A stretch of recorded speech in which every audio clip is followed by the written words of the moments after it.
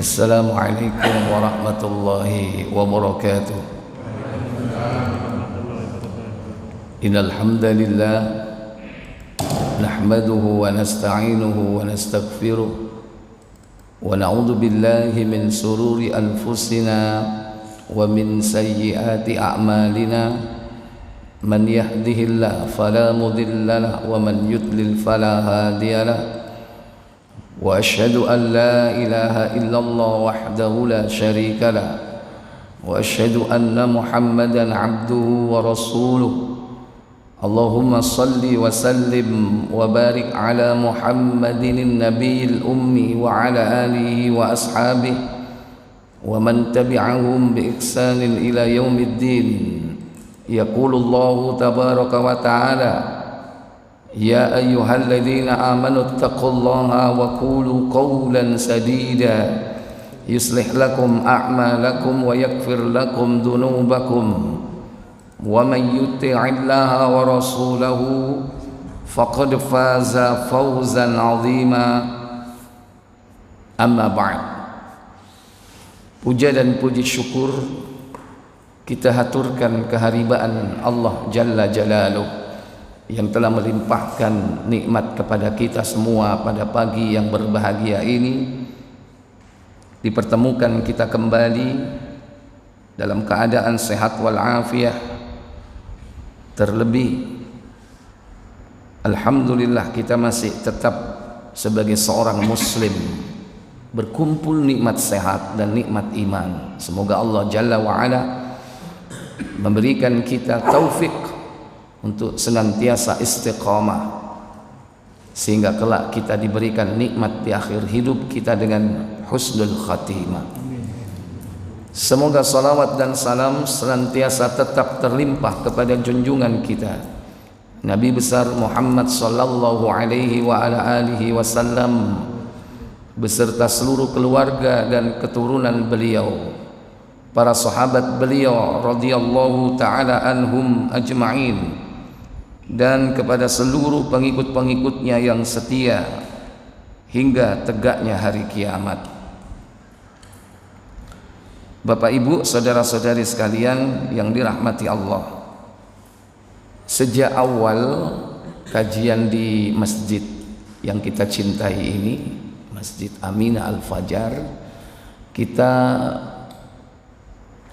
berencana untuk membahas perjalanan akhirat sampai tuntas, dimulai dari kematian, kemudian tentang azab dan nikmat kubur, dan nanti dilanjutkan dengan yakni hari kehancuran kiamat. Kemudian setelah itu ada fase-fase, diantaranya Yaumul Ba'ts, hari kebangkitan, Yaumul Mahsyar, hari dikumpulkan manusia, Yaumul Hisab, hari diperhitungkan amal perbuatan manusia, ada Yaumul Mizan, hari ditimbang perbuatan baik dan buruk, ada lagi Yaumul Haud, hari telaga, Rasulullah menunggu di telaga. Setelah itu baru Yaumus Sirat, hari ketika meniti titian sirat. Setelah itu baru membahas An-Nar, tentang neraka. Nah, setelah neraka, perjalanan akhirat terakhir yaitu Al-Jannah, surga. Itu yang rencana kita akan bahas. Insya Allah pada pertemuan sebelumnya kita sudah melewati pembahasan tentang sakaratul maut, kemudian tentang adanya nikmat dan azab kubur. Kemudian selanjutnya sempat terpotong dengan tema tertentu kalau tidak salah ya. Ya. Berarti kita sekarang kembali melanjutkan pembahasan tentang perjalanan akhirat. Sebetulnya sebelum fase kiamat itu ada tanda-tandanya. Ada tanda kecil dan ada tanda besar. Tanda kecil banyak, sampai hari ini pun sudah masih berjalan. Ada yang sudah selesai, ada yang masih berjalan terus. Dimulai yaitu dari diutusnya Nabi Shallallahu Alaihi Wasallam sebagai Nabi dan utusan terakhir, itu berarti tanda kiamat kecil. Kemudian terbelahnya bulan, kemudian munculnya api di Basrah yang menerangi punuh-punuh unta yang ada di Jazirah Arab, itu sudah pernah terjadi. Sampai tanda-tanda yang masih tetap berlangsung hingga hari ini. Kemudian ada tanda besar yang jumlahnya 10. Dimulai dari Dukhan, kemudian munculnya Al-Masihud Dajjal, yang selanjutnya diikuti dengan turunnya Nabiullah Isa alaihi salatu wassalam. Kemudian tanda keempat munculnya bangsa Ya'jud Ma'jud. Yang kelima terbitnya matahari di sebelah barat. Yang keenam munculnya dabbah, binatang melata dari perut bumi. Yang ketujuh terjadinya penenggelaman di daerah timur, penenggelaman di daerah barat, timur dan barat. Turun.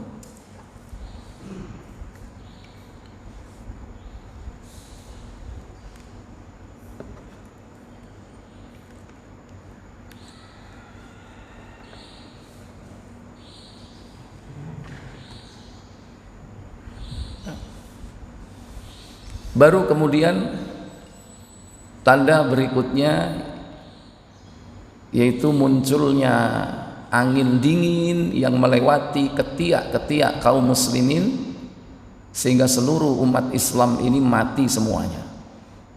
Walaupun dia memiliki iman seberat zarrah, asal dia beriman kepada Allah, mati semuanya. Tinggallah orang-orang yang tidak beriman kepada Allah Jalla wa'ala. Baru tanda ke-9 yaitu dihancurkannya Ka'bah oleh Dzussuwaiqatain, seorang Afrika dari Habasyah yang berbetis kecil, yang Nabi menyebutnya dengan Dzussuwaiqatain, orang yang memiliki betis kecil. Nah, Ka'bah karena sudah tidak ada yang tawaf di sekelilingnya, tidak ada yang sholat karena seluruh kaum muslimin meninggal dunia. Barulah kemudian dihancurkan Ka'bah, berhala-berhala yang dulu di sekitar Ka'bah yang bernama Latta, Uzza, Manat, Hubal dan seterusnya, itu nanti dihidupkan lagi. Tanda ke-10 yaitu munculnya api dari daerah Najd atau Yaman yang menggiring manusia sampai ke negeri Syam. Baru setelah itu terjadilah kehancuran total. Jadi itu tanda besar. Nah, tanda besar ini Bapak Ibu Saudara sekalian belum muncul, tapi sudah hampir dekat masanya. Karena tanda-tanda kecil ini hampir sempurna tanda-tanda kiamatnya. Baik, ikhwatal iman, a'izzakumullah,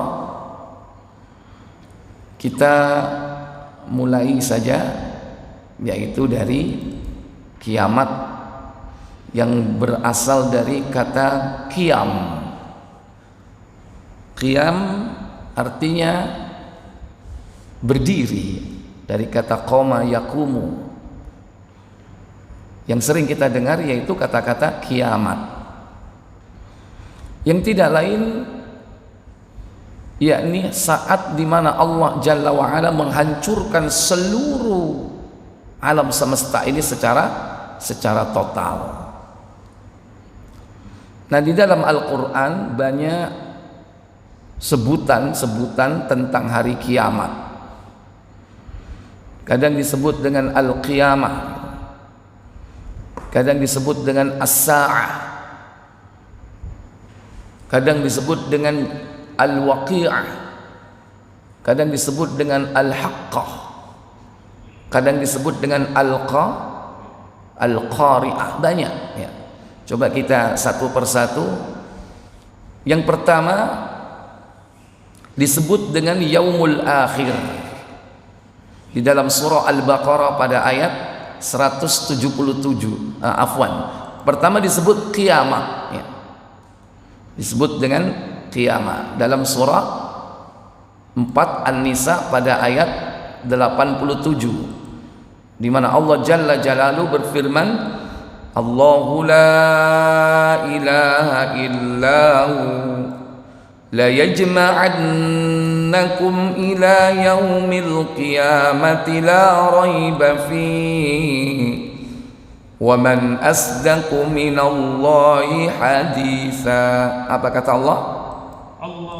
Allah tidak ada Tuhan yang berhak disembah selain Dia. Sesungguhnya Dia akan mengumpulkan kamu di hari kiamat yang tidak ada keraguan terjadinya. Dan siapakah orang yang lebih benar perkataannya daripada Allah? Ya. Karena manusia pada saat itu berdiri menanti. Jadi disebut dengan qiyamah manusia. Tapi sebelum itu Allah Jalla wa'ala mengumpulkan manusia di padang mahsyar sampai hampir hitungan berapa tahun? Hampir 1 miliar tahun. Nanti kita lihat dalilnya dalam Sahih Muslim ketika sudah sampai kepada hari pengumpulan ya. Baik. Yang pertama Allah sebutkan dengan kalimat Al-Qiyamah. Di manusia dibangkitkan oleh Allah dari kuburnya dalam kondisi berdiri. Tidak ada yang duduk, apalagi jongkok, apalagi karena capek bertahun-tahun kemudian dia kelesetan karena capek kelesetan. Nggak ada, karena semuanya berdiri. Wa idzahum qiyamun yanzurun, dan mereka berdiri menunggu keputusan dari Allah tabaraka wa taala. Yang kedua disebut dengan Al-Yaumul Akhir di dalam surah Al-Baqarah, yaitu pada ayat 177, di mana Allah berfirman dalam ayat tersebut, laisal birra an tuwallu wujuhakum qibalal masyriqi wal maghrib walakinnal birra man amana billahi wal yaumil akhir. Apa kata Allah? Bukanlah menghadapkan wajahmu ke arah timur dan barat di suatu kebajikan, akan tetapi sesungguhnya kebajikan itu ialah beriman kepada Allah, hari kemudian, malaikat-malaikat, kitab-kitab, nabi-nabi, dan memberikan harta yang dicintai kepada kerabatnya. Cukup. Jadi Allah sebutkan orang-orang yang berbuat kebajikan, walakinnal birra, akan tetapi orang yang berbuat kebajikan itu adalah man amana billahi, yaitu yang beriman kepada Allah, wal yaumil akhiri. Dan kalimat ini sering diulang dalam hadis. Banyak hadis yang menyebutkan man amana billahi wal yaumil akhir falyukrim jarahu, hendaklah mereka memuliakan tetangganya. Man amana billahi wal yaumil akhir, siapa yang beriman kepada Allah dan hari akhir, falyukrim dhaifahu, hendaklah dia memuliakan tamu-tamunya. Banyak Rasulullah menyebut dengan siapa yang beriman kepada Allah dan beriman kepada hari akhirat. Itu sering diulang-ulang oleh Nabi. Hari akhirat yang dimaksud di sini adalah ya hari di mana Allah membangkitkan manusia dari kuburnya, kemudian dikumpulkan di suatu tempat untuk diadili. Baik. Kemudian kadang Allah sebut dengan as-sa'ah. Ini lebih spesifik ya, as-sa'ah. Karena secara bahasa as-sa'ah itu sendiri adalah waktu. As-sa'ah. Kamis sa'al an, kalau tanya jam berapa, what time is it? Ya, gitu kan. Jam berapa sekarang? Kamis sa'al, as-sa'ah di situ adalah waktu, jam.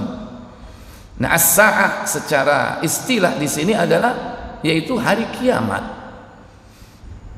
Kata Allah dalam surah Al-Hijr ayat 85, Allah berfirman, "Wa ma khalaqnas samawati wal arda wa ma bainahuma illa bil haqq wa innas sa'ata la'atiyatun fasfahis safhal jamil." Kata Allah Jalla wa Ala, dan tidaklah kami ciptakan langit dan bumi dan apa yang ada di antara keduanya melainkan dengan benar, dan sesungguhnya saat kiamat itu pasti akan datang, maka maafkanlah mereka dengan cara yang baik. Ya. Wa innas sa'ah, dan sesungguhnya as-sa'ah la'atiyatun fasfahis safhal jamil, dan sesungguhnya as-sa'ah hari kiamat itu pasti datang. Sementara banyak orang yang meragukan, apa mungkin orang yang sudah hancur jadi tulang belulang, jadi tanah, kemudian dihidupkan kembali. Bagaimana caranya menyusun tulang belulang yang sudah hancur itu? Itu menurut akal manusia, padahal bagi Allah sangat mudah. Dan kiamat itu merupakan kepastian yang pasti terjadi. Dan as-sa'ah itu juga banyak disebut di dalam hadis. As-sa'ah di antaranya dalam hadis Bukhari tentang tanda-tanda kiamat. Tentang kunci-kunci yang gaib. Kunci-kunci yang gaib. Di antaranya yaitu beriman kepada hari kiamat. Kemudian di dalam hadis yang lain juga Nabi kadang menyebutkan kalimat as-sa'ah dalam hadis Jibril ya, hadis yang terkenal itu. Datang orang asing kepada Nabi SAW,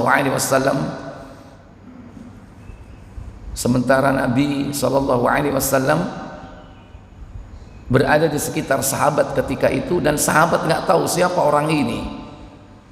Orang ini duduk dengan menyentuhkan lututnya ke lutut Nabi dan bertanya pertama tentang Islam. Kata orang itu, akhbirni anil Islam. Dijawab oleh Nabi dengan baik. Yang kedua bertanya tentang iman, akhbirni anil iman. Dijawab oleh Nabi dengan baik. Tapi orang ini sebetulnya bukan nggak ngerti, karena setelah Nabi menjawab, justru dia itu membenarkan. Sodaqta ya Muhammad, kau benar katanya. Makanya Umar bin Khattab sempat heran. Fa'ajibna, kata Umar, gitu. Yas'aluhu wa yusaddiquhu, dia bertanya tapi dia membenarkan, kata Umar. Aneh orang ini. Tanya lagi tentang apa? Akhbirni anil ihsan, tanya yang ketiga, dijawab oleh Nabi SAW dengan baik. Nah, baru bertanya yang keempat, akhbirni anis sa'ah.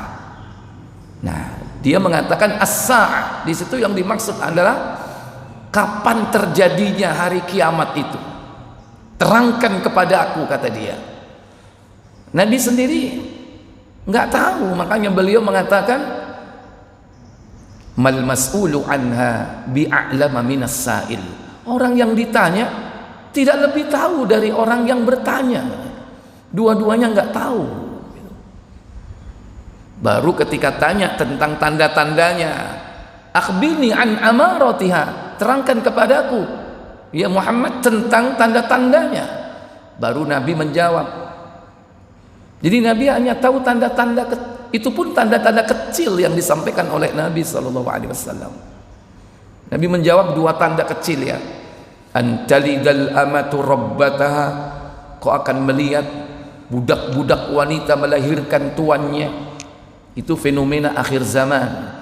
Banyak anak durhaka kepada orang tua, terutama ibunya. Ibunya seperti budak, padahal dia adalah yang melahirkan dirinya, tapi seperti budak, anaknya seperti tuan. Itu secara kinayah. Ada para ulama yang menjelaskan secara hakiki nanti akan betul-betul terjadi budak-budak wanita melahirkan tuannya, yakni ketika di akhir zaman kaum muslimin memenangkan peperangan dengan orang-orang kafir, sehingga banyak tawanan atau mendapatkan wanita dari kalangan musuh, sehingga mereka kemudian dinikahi. Setelah itu barulah dia melahirkan anak. Maaf, bukan dinikahi ya, afwan. Karena budak itu tidak boleh dinikahi, haram dinikahi, kecuali kalau dia sudah merdeka. Kalau budak itu statusnya ya budak, boleh dijima ya, boleh dijima, tidak boleh dinikahi. Kalau pengen menikahi harus apa? Dibebaskan dulu jadi merdeka, kemudian dinikahi. Nah, itu tidak dinikahi. Budak-budak ini melahirkan anak. Nah, budak yang melahirkan anak ini nanti otomatis kalau tuannya itu meninggal dunia, dia akan bebas. Dan status anaknya itu, saya tanya, ibunya budak, anaknya budak atau enggak? Hah? Enggak. Anak dari budak itu bukan budak, tapi dia mengikuti bapaknya, karena di dalam Islam itu yang dinisbatkan nasab itu kepada ayah atau bapak, karena bapaknya orang merdeka, maka anaknya pun merdeka, walaupun seorang anak itu lahir dari rahim seorang budak. Jadi bukan matrilineal ya, tapi apa? Patrilineal, menarik garis nasab keturunan dari laki-laki, dari ayahnya. Nah, status dari budak wanita ini akan merdeka secara otomatis kalau tuannya meninggal dunia. Jadi nanti akan banyak terjadi seperti itu, budak-budak wanita melahirkan tuannya, anaknya merdeka, ibunya masih budak. Wallahu a'lam. Baik.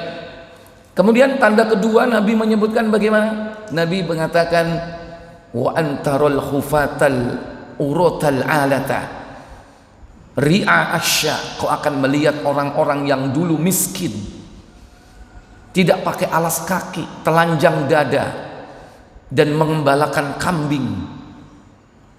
Yatatawaluna fil bunyan, dia akan meninggikan, berlomba-lomba dengan gedung-gedung yang tinggi. Kata para ulama itulah al-a'rabi, yaitu Arab Badui, Arab-Arab pegunungan, yang dia mengembalakan kambing, nyeker, tidak beralas, tidak memakai baju. Sekarang dia menjadi kaya raya. Kenapa? Karena tanahnya di dalamnya ada emas hitam atau minyak. Akhirnya dia kaya karena petroleum, jadilah petrodolar. Ya, sekarang ini mereka membangun gedung-gedung yang tinggi, berlomba-lomba.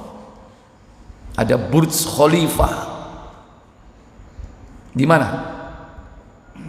Di mana Pak itu Pak? Dubai. Soalnya saya nggak pernah ke sana. Dubai. Hah? Dubai. Ini nanti ada yang menyaingi lagi tuh rencana. Di mana? Di Jeddah, Saudi akan dibangun yang lebih tinggi dari Burj Khalifa. Disiapkan itu oleh Muhammad bin Salman, putra Raja Salman. Saingan. Kalau Burj Khalifa sampai 1 kilo nggak sampai kan? Nggak sampai 1 kilo ke atas. Ini nanti akan disaingi lagi, sudah dipersiapkan. Itu tanda kalau kiamat, tanda-tanda kiamat kecil itu sudah hampir sempurna. Baik. Nah, disitulah Nabi SAW ditanya oleh orang asing yang ternyata dia adalah malaikat Jibril, datang bertanya, mengajarkan agama dengan melalui metode dialog antara murid dan guru. Padahal murid itu bisa jadi mengetahui, tapi dengan metode itu yang tidak tahu menjadi tahu. Makanya Umar ketika ditanya, manis sa'il, siapa yang bertanya tadi? Allahu wa rasuluhu a'lam. Hanya Allah dan Rasulnya saja yang tahu. Kemudian Nabi mengatakan, huwa Jibril, dia adalah malaikat Jibril, atakum, datang kepada kalian semua, yu'allimu amradinikum, mengajarkan perkara agama kepada kalian. Nah, dalam hadis yang terkenal itu disebut dengan hadis Jibril, dicantumkan oleh Imam Muslim dalam hadis, kitab hadisnya yang nomor pertama, nomor 1, yaitu tentang hadis Jibril ini. Nah, di situ disebutkan kiamat itu adalah as-sa'ah. Karena Nabi ditanya oleh Jibril, akhbirni anis sa'ah, terangkan kepadaku tentang hari kiamat. Kemudian disebut dengan yaumul ba'ts, hari kebangkitan, dalam surah Al-Hajj ayat yang kelima, di mana Allah tabaraka wa taala berfirman dalam ayat tersebut, ya ayyuhan nasu in kuntum fi raibim minal ba'ts, in kuntum fi raibim minal ba'ts fa inna khalaqnakum min turab فَإِنَّا خَلَقْنَاكُمْ مِنْ تُرَابٍ ثُمَّ مِنْ نُطْفَةٍ ثُمَّ مِنْ عَلَقَةٍ ثُمَّ مِنْ مُضْغَةٍ مُخَلَّقَةٍ وَغَيْرِ مُخَلَّقَةٍ لِنُبَيِّنَ لَكُمْ. Apa kata Allah? Hai manusia, jika kamu dalam keraguan tentang kebangkitan dari kubur, maka ketahuilah, sesungguhnya kami telah menjadikan kamu dari tanah, kemudian dari setetes mani, kemudian dari segumpal darah, kemudian dari segumpal daging, yang sempurna kejadiannya dan yang tidak sempurna, agar kami jelaskan pada kamu dan kami tetapkan dalam rahim. Baik, Allah sebut hari kiamat itu dengan al-ba'ts, yaumul ba'ts, yaitu hari kebangkitan. Di sini kebangkitan setelah tiupan yang ketiga, tiupan yang terakhir, di mana seluruh manusia akan dibangkitkan dari kuburnya.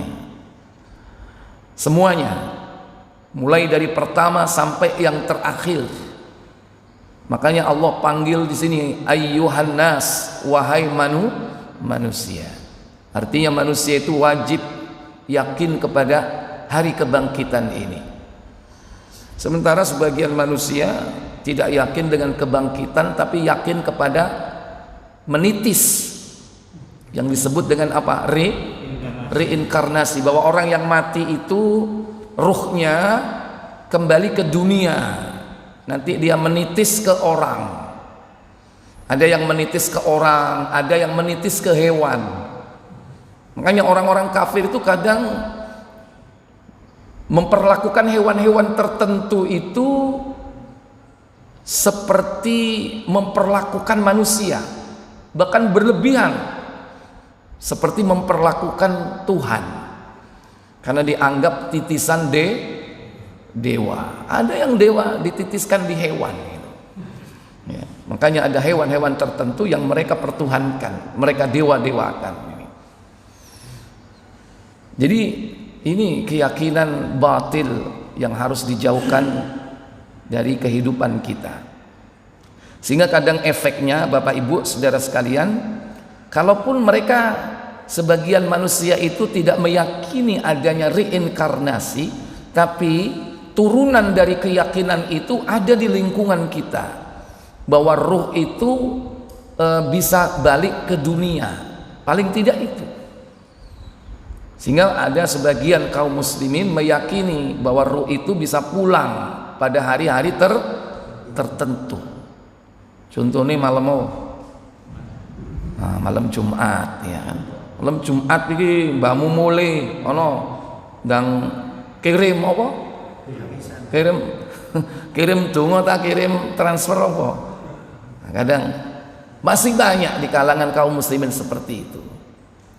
Sehingga malam Jumat itu ada di desa-desa atau mungkin di negeri kita, di tempat kita, di kampung atau mungkin di perumahan masih ada. Malam Jumat itu kadang ada orang ater-ater ya, satu lengser, situ ada kopinya, ada air kembang, ada ketan ya, ada ini diantar nang Pak Ustad kirim dongo. Pernah dapat seperti itu Pak Ustad? Mana Ustad Jupri tadi? Nah itu. Nanti air kembang ini mesti nanti dibuang di mana itu? Cek aduh ini nang perapatan. Enggak. Kalau di perapatan itu kembang yang dibuntel godong sing ono duwike. Nah, karena dulu saya sering ngambil duitnya. Lumayan 10 perapatan kan kecil dulu kan gitu. Ya, kalau mau belajar qiraat di masjid mana? Kemayoran dulu rumah saya ke Balen itu berapa perempatan saya lewati karena pas dulu itu belajarnya di sana malam Jumat mesti nggak lewat perapatan, ada kembang ambil duitnya ya itu masih ada ya itu ya masih soalnya harus gak merhatiin antum berarti saya merhatiin jadi ada keyakinan seperti itu yang jaga perempatan, tapi ya keyakinan tentang malam Jumat itu ruh orang yang mati balik itu masih banyak. Bahkan ada hari-hari bulan tertentu dianggap dia pulang lama ya. Ibarat cuti dia ruhnya itu.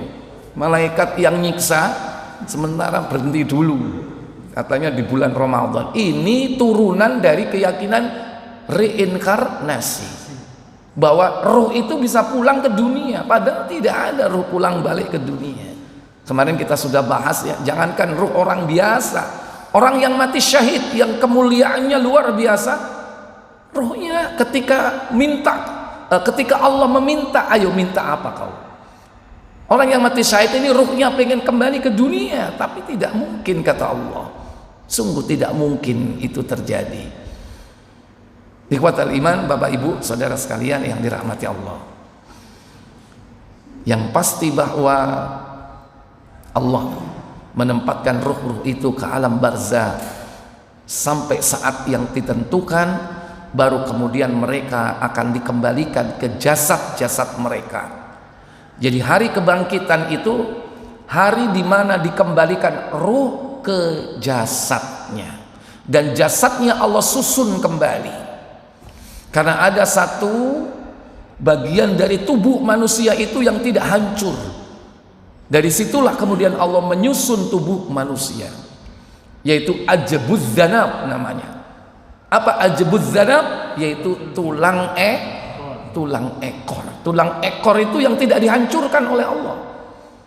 Makanya nang kuburan ini banyak tulang ekor yang masih utuh.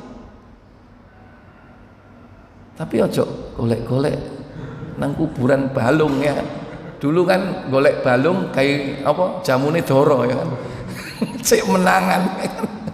Golek balunge menungso nang kuburan dideplok kemudian dimakankan ke doro cek gak kena dukun. Ya. Jadi yaumul ba'ts, hari di mana Allah kembalikan ruh itu ke jasad, jasadnya dikembalikan kemudian bangkitlah manusia itu dari kuburnya. Makanya kiamat itu disebut dengan al-ba'ts, yaitu kebangkitan. Kebangkitan apa ini? Kebangkitan universal, bukan kebangkitan nasional, enggak seluruhnya. Yang kelima disebut dengan yaumul khuruj dalam surah Qaf ayat 42. Yauma yasma'una as-sayhata bil haqq dzalika yaumul khuruj. Apa kata Allah? Ayat 42 surah Qaf 50, yaitu pada hari mereka mendengar teriakan dengan sebenar-benarnya, itulah hari keluar dari kubur. Iya. yaumul khuruj. Khuruj artinya apa? Keluar. Keluar dari mana? Keluar dari alam barzakh, keluar dari alamul kubur, dan keluar dari kuburan.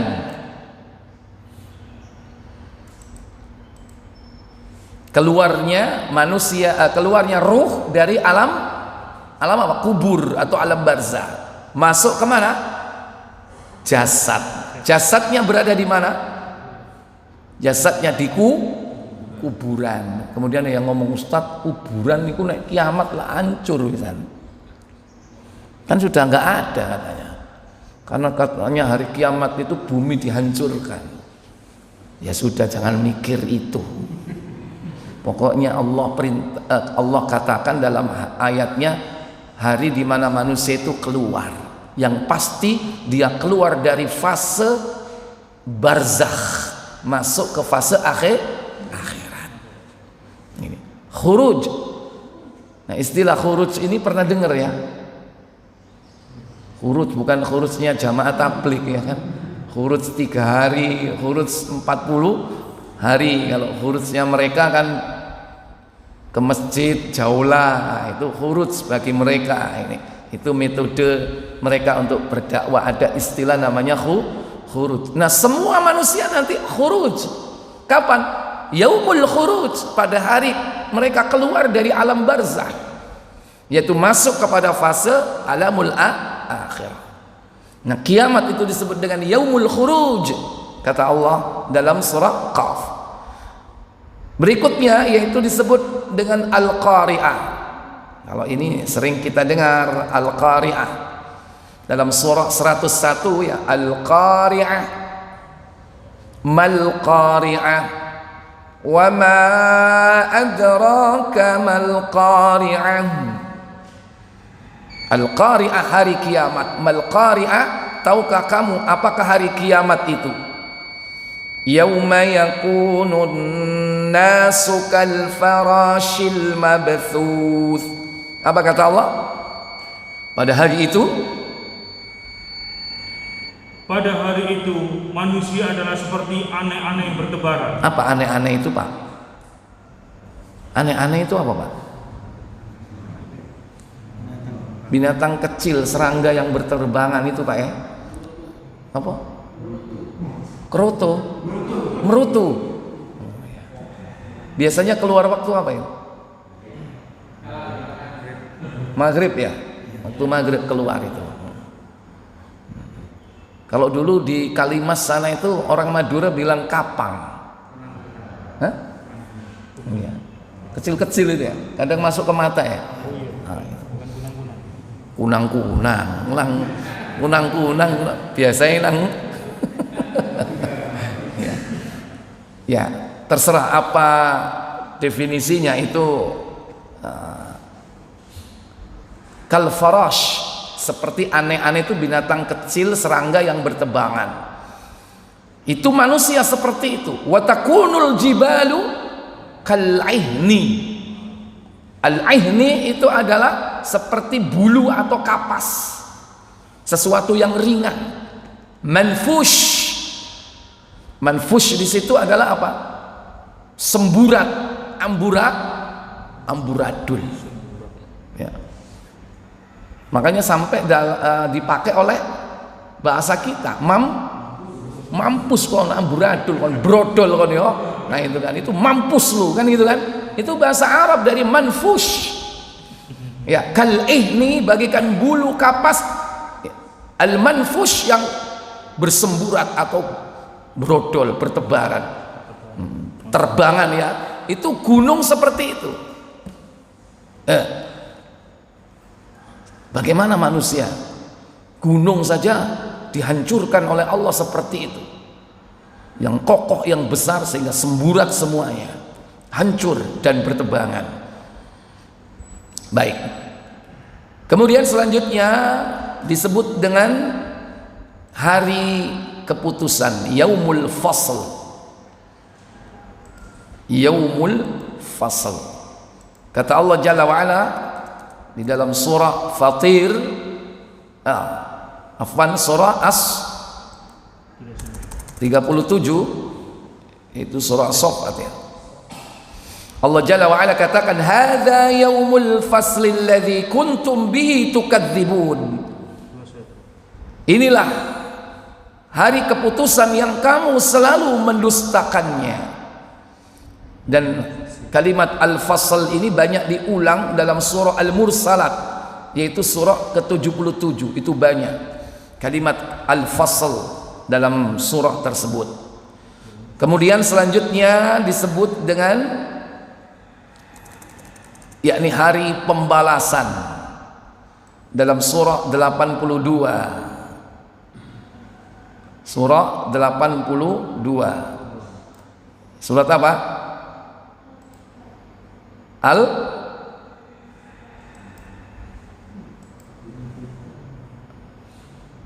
Fitor. Ini terjemahnya kok nggak ada ini, sebentar. Ya udah terjemahkan aja. Ya. Di sini kalimatnya adalah Yaumuddin pada ayat ke-15. Yaslaunaha yaumaddin. Mereka masuk ke dalamnya pada hari pembalasan. Wa ma hum anha bighaibin. Dan mereka sekali-sekali tidak dapat keluar dari neraka itu. Ya. Wa ma adraka ma yaumuddin. Tahukah kamu apa hari pembalasan itu? Tsumma ma adraka ma yaumuddin. Sekali lagi, tahukah kamu apakah hari pembalasan itu? Apakah hari pembalasan itu? Yauma la tamliku nafsun li nafsin syai'a wal amru yauma idzil lillah. Yaitu hari ketika seseorang tidak berdaya sedikit pun untuk menolong orang lain, dan segala urusan pada hari itu dalam kekuasaannya Allah. Baik. Di sini diulang berapa kali, Bapak Ibu? 3 kali. Ya. Sebetulnya kalimat ini sering kita baca dalam sholat kita. Surat apa? Al-Fatihah. Gimana bunyi ayatnya? Maliki yaumiddin. Penguasa hari pembalasan. Ketika orang mengucapkan kalimat itu, Allah Tabaraka wa Ta'ala menjawab, yaitu dengan kalimat majjadani abdi, hambaku mengagungkanku. Karena setiap ucapan ini, ucapan doa ini dijawab oleh Allah Jalla wa'ala dalam hadis qudsi. Ketika orang mengatakan alhamdulillahi rabbil alamin, Allah menjawab hamadani abdi, hambaku memujiku. Ar-Rahmanir Rahim, dijawab oleh Allah Jalla wa'ala athna alayya abdi, hambaku menyanjungku. Athna alayya abdi, hambaku menyanjungku. Maliki yaumiddin, maha penguasa hari kemudian atau hari pembalasan. Dijawab oleh Allah majjadani abdi, hambaku mengagungkanku. Baru kemudian ketika sampai kepada ayat keempat, iyyaka na'budu wa iyyaka nasta'in, barulah Allah katakan hadza baini wa baina abdi, inilah antara aku dan hambaku. Karena ayat itu memang dibagi dua. Iyyaka na'budu, hanya kepada engkau lah kami mengabdi, itu untuk Allah. Wa iyyaka nasta'in, dan hanya kepada engkau kami minta pertolongan, itu untuk siapa? Untuk kita. Itu ayat keempat, dibagi dua. Makanya Allah katakan, menjawab hambanya yang mengucapkan ayat keempat tadi itu, hadza baini wa baina abdi, inilah antara aku dan hambaku, wali abdi ma sa'al, dan untuk hambaku apa yang dia minta. Nah, apa yang dia minta, sisanya yang dia minta. Sisa berapa ayat? Hah? Tadi kan ayat keempat. Ya, ayat keempat dibagi dua, setengah. Kan totalnya 7. 7 dibagi 2, 3,5. 3,5 untuk Allah. Sisanya apa? 2,5 3 untuk kita. Setengahnya sudah. Allah 3,5, ya kan? Kita setengah, sisanya berapa? 3. Berarti 3 ayat sesudahnya itu untuk kita semua. Yaitu mulai dari apa? Ihdinas siratal mustaqim. Itu untuk kita. Karena kita minta kepada Allah, siratal ladzina an'amta alaihim. Sampai di situ. Ghairil maghdubi alaihim waladdallin. Kalau ahlul Kufah, ya, itu menurut ahlul Madinah, para qurra dan ahlul fiqh, orang-orang Madinah. Kalau ahlul Kufah tidak dimulai dari alhamdulillahi rabbil alamin, tapi dimulai dari bismillahirrahmanirrahim.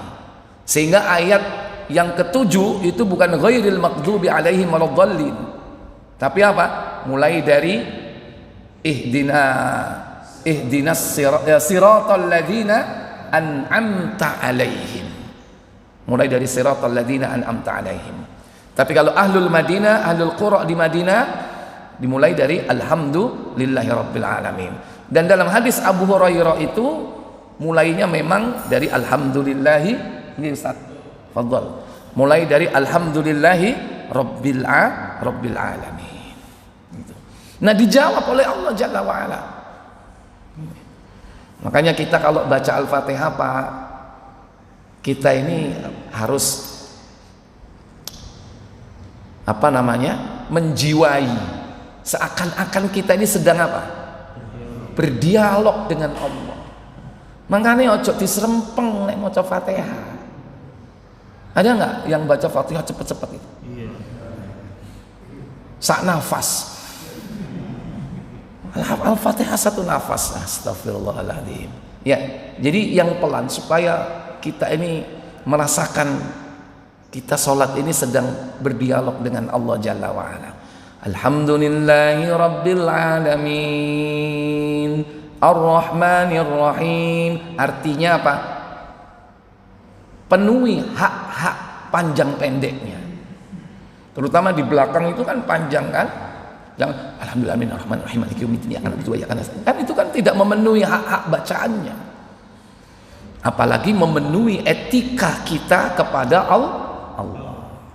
Kadang kita tidak beretika kepada Allah membaca surah Al-Fatihah, padahal itu dialog antara kita dengan Allah.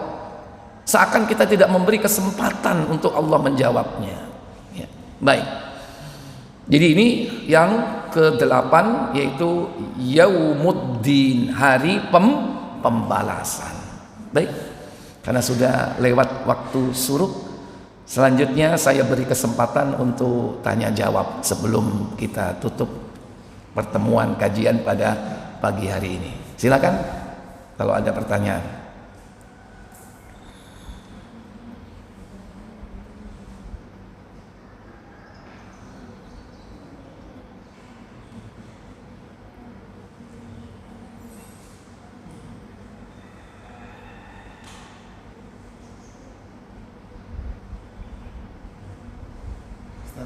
Ya, silakan. Assalamualaikum. Dibangkitkan dari alam kubur, apakah postur manusia sesungguhnya itu disamakan semua atau seperti keadaan aslinya di dunia? Kalau ketika dibangkitkan dari alam kubur, berarti sudah yaumul ba'ats ya. Apakah postur mereka sama gitu? Nah, itu nanti dibahas pada waktu pembahasan yaumul ba'ats. Ojo kesusu. Ya, kita bahas tentang makna kiamat dulu ya, kiamat gitu. Atau mungkin pertanyaan kajian-kajian sebelumnya boleh, kalau masih ingat tentang alamul barzah, nikmat dan azab kubur ya. Sebetulnya, ya, silakan Pak. Waalaikumsalam warahmatullahi wabarakatuh.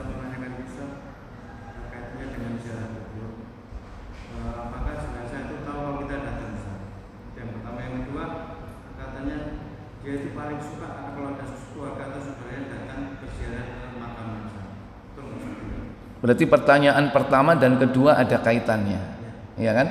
Apakah mayat atau ahli kubur itu tahu kalau kita sedang ziarah? Ya.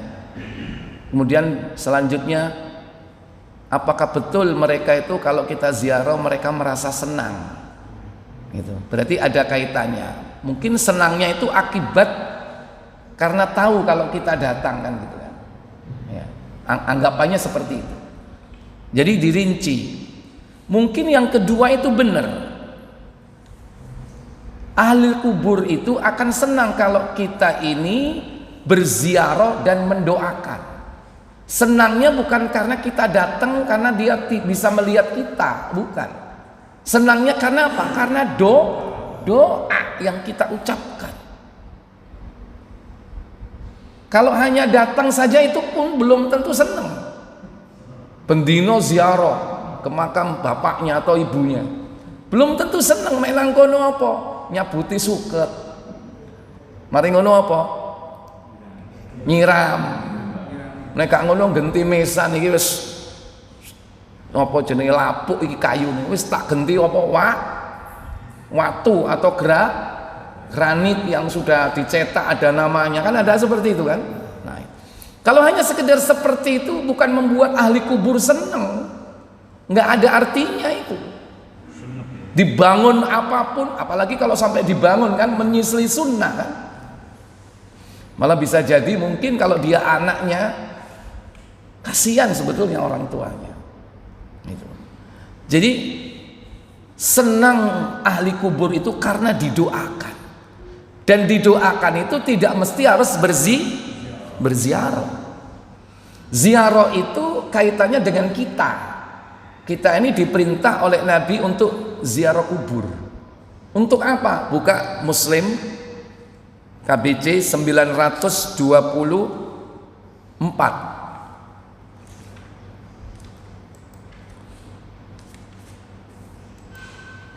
Nabi SAW ketika itu berziarah ke kubur ibunya. Kemudian beliau menangis dan diikuti pula oleh yang lainnya. Berapa tadi saya bilang? 924 ya. Silakan. Dari Abu Hurairah radhiyallahu anhu, katanya pada suatu ketika Rasulullah SAW ziarah ke kubur ibunya, lalu beliau menangis. Nah, beliau menangis. Lantas apa yang terjadi setelah itu? Maka menangis pula lah orang di sekelilingnya. Orang di sekelilingnya pun menangis. Saya tanya, orang di sekeliling Nabi itu siapa? Sahabat. Sahabat itu ikut menangis. Ini menandakan Bapak Ibu, Rasulullah itu boleh diikuti dalam perkara-perkara yang mubah, bukan hanya yang sunnah, tapi perkara yang mubah boleh diikuti. Saya tanya, menangis itu sunnah apa mubah? Halo, boleh kan menangis kan? Bapak pernah menangis gak? Lapo ditinggal bojone ditinggal nanti, ya kan? Menangis mubah, tidak sunnah dan tidak dilarang menangis itu. Tidak haram, tidak wajib, bahkan tidak sunnah. Boleh, silakan menangis. Baik. Nah, Rasulullah menangis diikuti sahabat. Makanya kita boleh mengikuti sahabat dalam perkara yang mubah. Itulah yang disebut dengan menjadikan Rasul sebagai suri tauladan. Sahabat itu begitu. Lihat Rasul tertawa, ikut tertawa. Lihat Rasul menangis, ikut menangis, walaupun gak ro karpe. Dan satu-satunya orang yang boleh diikuti, walaupun kita nggak ngerti maksudnya, hanya Rasul. Rasul nangis, ikut nangis, gak apa-apa. Tapi kalau orang lain, edan sampean. Baik. Ternyata apa sebabnya beliau menangis? Lanjut. Kemudian beliau bersabda. Nah, dijelaskan oleh Nabi. Apa katanya? Aku memohon izin kepada Rabbku untuk memintakan ampun bagi ibuku, tetapi tidak diperkenankan. Itulah sebabnya beliau menangis. Beliau minta kepada Allah untuk memintakan ampun bagi ibunya, tapi tidak diperbolehkan oleh Allah. Kenapa? Karena ibunya mati belum dalam kondisi sebagai muslimah. Makanya kalau kita punya bapak kita beda keyakinan dengan kita kita Muslim, bapaknya Nasoro, bapaknya Hindu, bapaknya Buddha, nggak boleh didoakan kalau sudah mati. Hidupnya pun nggak boleh didoakan kecuali satu, apa? Supaya dapat hidayah. Kalau doa-doa yang lain nggak boleh. Kenapa? Karena nggak satu frekuensi, Pak. Nggak nyambung sinyalnya. Kita mendoakan non Muslim nggak nyambung, nggak nyampe. Atau non Muslim mendoakan kita. Non Muslim karena cinta sama kita mendoakan kita, nggak ngefek, Pak. Nggak diterima doa mereka. Nah, kita mendoakan mereka orang tidak diperbolehkan. Ini contohnya. Nabi mendoakan ibunya sendiri, tidak diperkenankan. Ya. Makanya beliau menangis. Kemudian apa kata beliau? Kemudian kumohon izin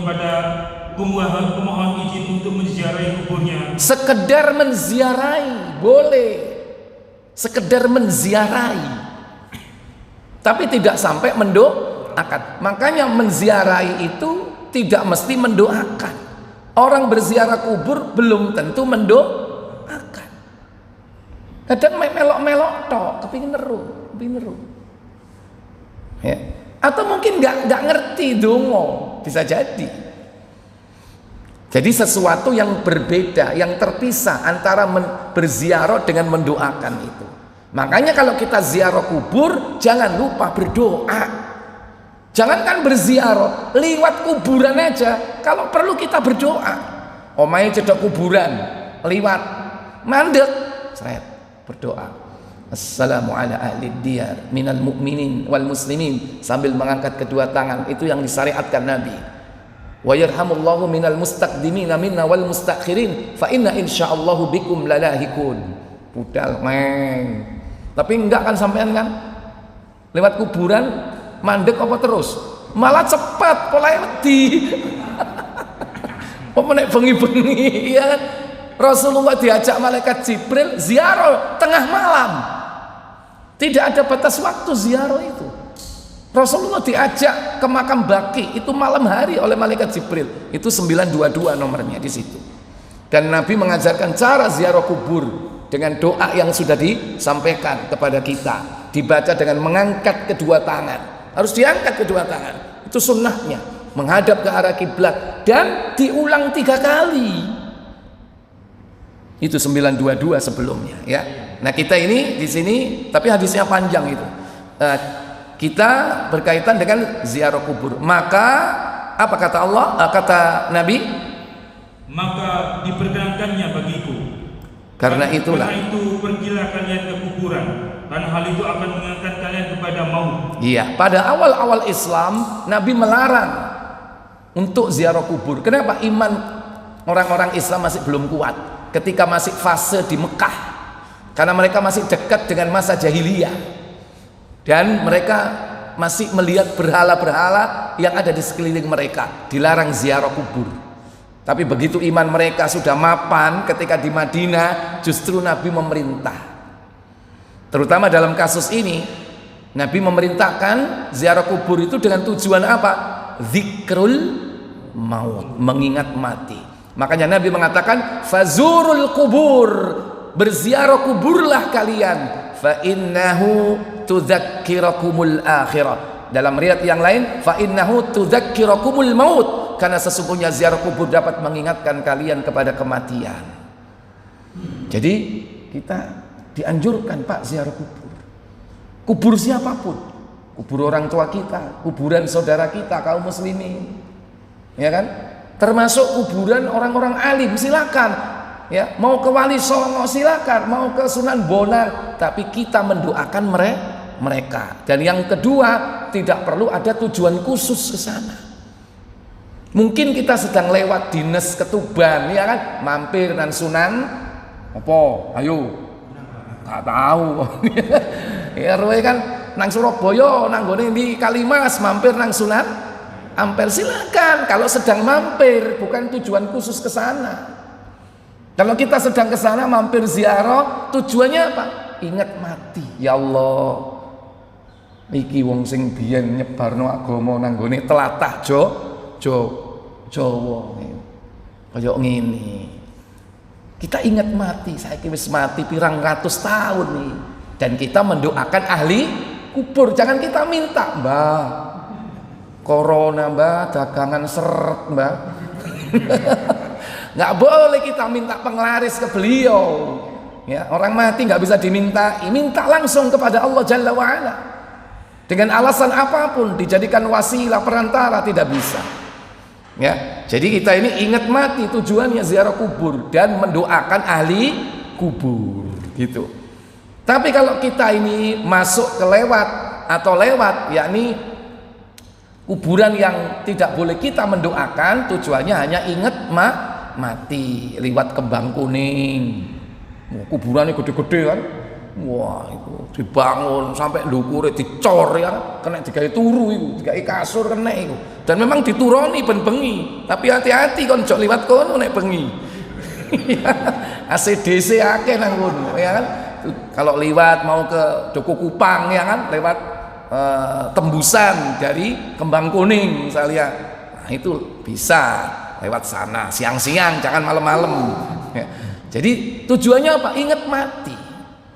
Adapun berdoa untuk ahli kubur, bisa datang ke kuburan, bisa juga dimanapun kita berada. Nyampe. Dan doa kita kepada seluruh kaum muslimin yang ada dalam kuburan itu semua akan nyampe karena kita berdoa. Assalamu ahli diyar, salam sejahtera.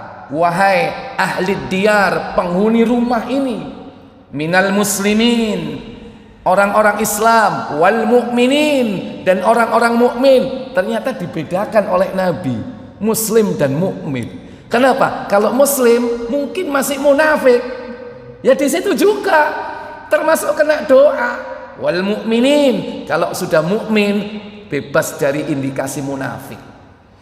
Ya. Wa yarhamullahu, semoga Allah merahmati kalian. Apa yang dimaksud rahmat di situ? Ampunan. Minal mustaqdimina minna wal mustakhirin, baik yang datang di awal maupun yang datang kemudian. Fa inna insyaallah, maka sesungguhnya jika Allah menghendaki, bikum lahikun, aku akan menyusul kamu. Ngeri nggak ngomong ngono itu? Ngeri nggak? Sampai nek ngerti maknai, dredeg. Insya Allah aku nyusul awakmu. Cuman karena sampean gak ero artine. Donga iku biasa ya. Fa innahum lahikun ya. Kalau tahu artinya, ngeri Pak itu Kak. Berarti kita ikrar, aku arep nyusul awakmu. Ojo ditambahi.